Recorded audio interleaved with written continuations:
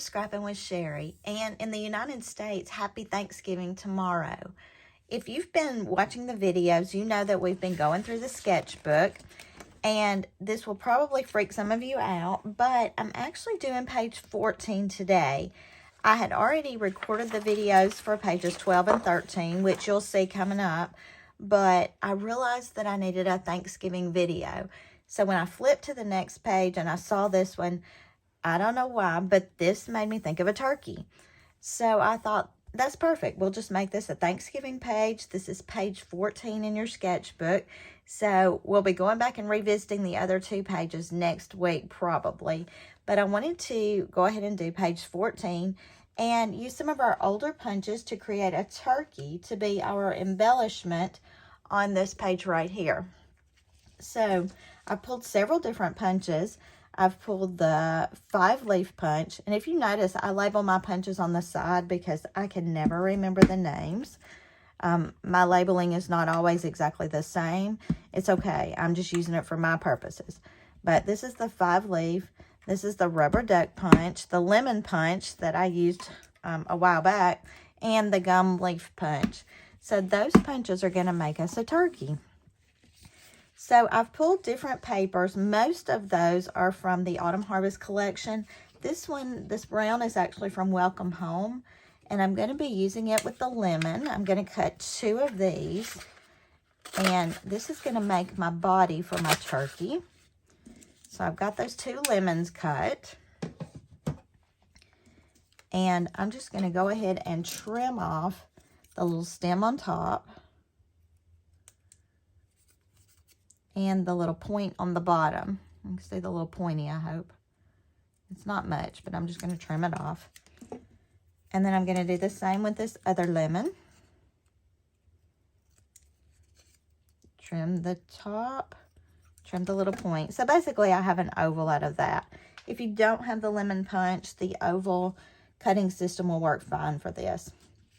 I'm also going to go ahead and punch the duck because I'm going to use that head to be our turkey head. And I think the duck one's kind of hard to see because you can't see underneath here to see where you're positioning it. We'll see if this works or not. Nope, wrong spot. Oh, it did work. Look, all I needed was his head. The problem is, because of the way I turn my paper, the pattern is on there. But we'll just turn his little head that way. All right. So I used the duck punch just to get the head. And we're done with the duck. Now let me just cut off this scrap. When I have scraps like this, I cut off these jaggedy pieces because if I store them, they're very likely to get torn up anyway. And then I've got that piece to sew for later. And on this duck head, I am just going to use my scissors and just trim this off kind of jaggedy right here. Because all I need is this piece. And yes, it still looks like a duck head, but we're going to work on that, so don't worry. So we've got 2 body pieces, and we've got the head out of the brown. Now, I'm going to make his feathers multicolored, and I'm doing that using the 5-leaf punch. And these papers are all from the Autumn Harvest, I believe. And when I cut this, I'm really only using these top leaves right here. So if you cut off the bottoms accidentally, it's okay. And I think I'm only going to need 5 leaves, but I am going to make 2 blues. If you know anything about me, blue is my very favorite color. And I'm going to be pulling out some blues in the page layout as well. So I did a blue. This one was actually one of the journaling cards I had already cut apart. But a super nice color. I really like that. That reddish color. I'm doing this orange dot just for fun.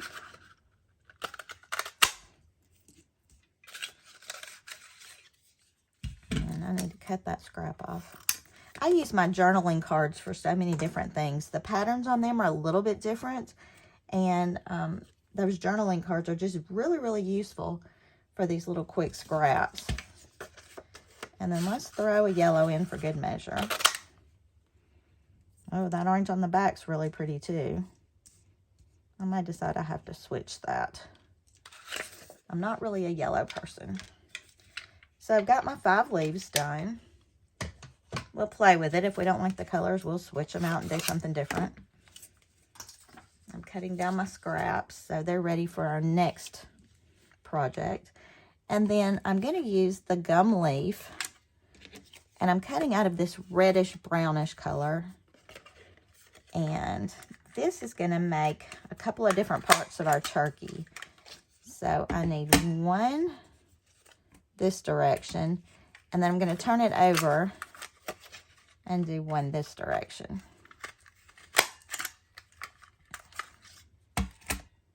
And you'll see why on that in just a minute. So the next thing I'll need is my tape, and I'm going to be using both my repositionable and my regular tapes for this. And here's my regular. So I'm taking one of my ovals, that was a lemon, and that's a body part, and I'm just going to put tape kind of all over it. I'm going to cut off these bottom leaves for my 5 leaf because I really only need those top 3, and these are going to make his tail feathers. So I'm just going to cut off the bottoms. You could actually make a larger turkey if you wanted to, but I know I'm going to have a lot of pictures. Now, I won't be putting pictures on this page, but I will be talking about where I will put the pictures because Thanksgiving hasn't happened yet. So I am going to have to take the pictures before I can put them on my pages. I think I'm going to put that orange one kind of right in the middle. And I'm just going to stick that right there. And this one, I think we do need to go with the yellow just because it's such a good contrast in color. And I'm going to stick this so the 2 top points are pretty close to each other, because those are really going to be his main feathers. I'm going to stick this reddish one. I may need to add just a little more tape there. It's okay because this will be covered up. This reddish one again, so our top points are up here at the top, kind of evened out. And these bottom leaves end up being more filler than anything else. And I'm going to stick this blue so it's kind of lined up with that yellow. And then this blue so it's kind of lined up evenly with this red over here. Now, I've done all that. I'm adding a little more tape right there. This is getting pretty heavy on tape, but then I'm going to stick this other body piece right on top of that to cover up all of that. And there we have his body, and we have his turkey feathers on top. So we're just going to add his little head right on right there. Now, he is turned sideways, and that's okay with me. You could make your own turkey head if you really want to. But for me, I just felt like it was okay that he's turned sideways. Now, with these little pieces, these are going to be his little feet and his little turkey waddle that hangs down. So, out of this gum leaf, I'm going to cut off this leaf right here. And I'm going to make this his little turkey waddle. So, I'm just going to cut off, I think it's called a waddle. I'm just going to cut off that point there. And I'm left with this hangy down piece. That's not going to show up a whole lot, but to distinguish the fact that it's a turkey and not a duck, I felt like he needed the waddle. And if I'm wrong on what it's called, y'all just correct me. So I am adding that kind of right up at the top of his beak. And it does show up a little bit better in person than it shows up on camera, I think. Now look at the end of your gum leaf. You've got the little stem that comes down, a little prong here, here, and here. I'm going to make those 3 prongs his foot. And the way I'm going to do that is just to cut this right here off. So I'm left with this little piece here. And that's the reason I flipped it to cut 2 of those. I cut one way and one the other way, because I needed 2 little feet that go opposite directions. You see how that's working out? And this one's going to be a little bit harder to stick just because those are such tiny pieces. So I put repositionable tape along the bottom of his body, and I'm just going to pop these down there like that. All right, so there's my turkey. That's going to be my embellishment for this corner right here. So let's go ahead and finish that page up. See what we're going to do to make this adorable. Now, he's a tiny little turkey, but I knew for Thanksgiving I would be having lots of pictures. So I didn't want to make him too overbearing. We'll just slide our turkey to the side. And let's look at our sketch and where we're going with it. Again, these are all papers from the Autumn Harvest collection. So basically all I have is a border, a different color border here, and then another border through the middle. I think this one I'm going to make as a stripe, and I'm going to use my leaves to do that. And it shows us that that's a 1 3/4 border. So let me pull my 12-inch trimmer. So we need a 1 3/4. I'm going to do that with this. It's a pretty heavy pattern, but I like the leaves on it. I like the way it coordinates with my colors I've got in my turkey. So I'm cutting that 1 3/4 border with that. There's another little piece right over here against the outside edge, just a 1 1/4. And I decided to use my stripe for that. I love this. Well, it's actually a plaid. It's not a stripe. I am loving this plaid. And then for the border here, I'm going to use a Border Maker cartridge. And I'm actually going to use the reverse side of my plaid. So I have that blue showing. And for this particular one, I'm using rickrack. I do like the rickrack. I used it to make some Christmas borders with some friends I had at the house. And the rickrack is probably my favorite for just general use. If you've not used the rickrack, you ought to give it a shot because it is really cute. Now, I do have trouble with it almost every time on patterned paper.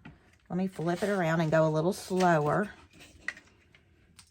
I don't seem to have the same trouble when I use cardstock, but with patterned paper, I just can't go as quickly, and I forget that every time. And I think on one of the videos, somebody said try starting from the bottom up, so let's try that and see if it works better.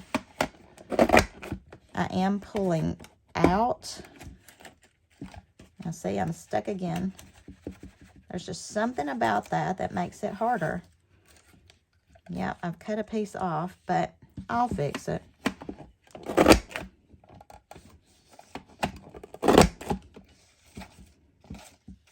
Those little rickrack pieces just seem to get stuck in there a lot more frequently than the others, especially on pattern paper. It's all right, though. Not a big deal. All right, so we've got our border finished. Okay, so our plaid is going right here against the outside edge.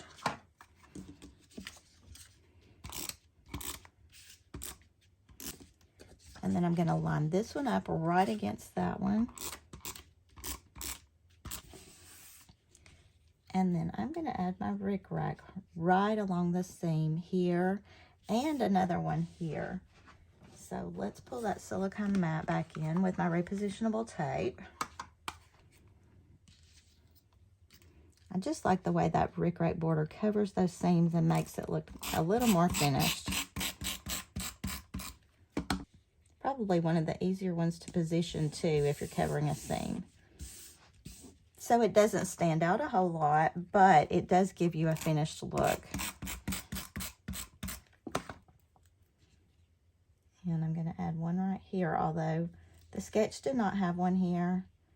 I just feel like this needs some division from the busyness of the patterned words and the patterned paper. A lot of patterns going on. 25 years, I would have never believed it if you'd told me I'd be using so many patterns on a page. Get that over, and you can't even tell where I pieced it unless you look really, really, really hard. Now let's see how our little turkey shows up on here. Yeah, he's pretty cute. Now look how he brings in all the colors from here. I'm going to use the repositionable tape on these little turkey feathers and on his little feet because they weren't stuck down real well. We don't want those flying off of the page. You see they're not sticking well now. but we'll make sure they're stuck to the page good. He looks like a little dancing turkey, doesn't he? So he's going right here in this little corner. I'll stick his feet down.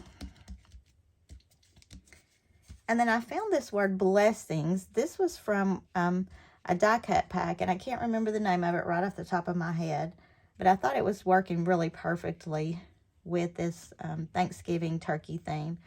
And our sketch shows a title up here, but I kind of lose it there. So I think I'm just going to add that right there. Actually, I think this came from one of the card kits, like the Croptoberfest card kit, because it's numbered on the back. Always good to use your leftovers from your card kits in your scrapbooking. And let's talk about where we would put photos. Let me grab some photos and I'll just lay them out, even though they're not my Thanksgiving photos. Now, these are some old 4x6s I just keep to lay out in case I want to figure out where to put pictures. Because they are 4x6, you know, they're going to be a little bit too big. But it would be really easy to put one here, trim it down just a bit. Maybe a 4x4-ish right there. Another here. Or I could put a couple more 4x4s up here. Really about a 4x5 would go here and here. So there's a lot of room for photos. I could easily get 4 photos on this page without a lot of cropping. Or something like this, maybe even over here with another embellishment there. But you kind of get the general idea of this. So when this video posts, Thanksgiving will not have occurred. I will try to get a picture of this up after the fact so that you can see where I actually put the photos. But this is page 14 in your sketchbook, and this is one Happy Thanksgiving page. Hope you have a good day, and until next time, happy scrapping.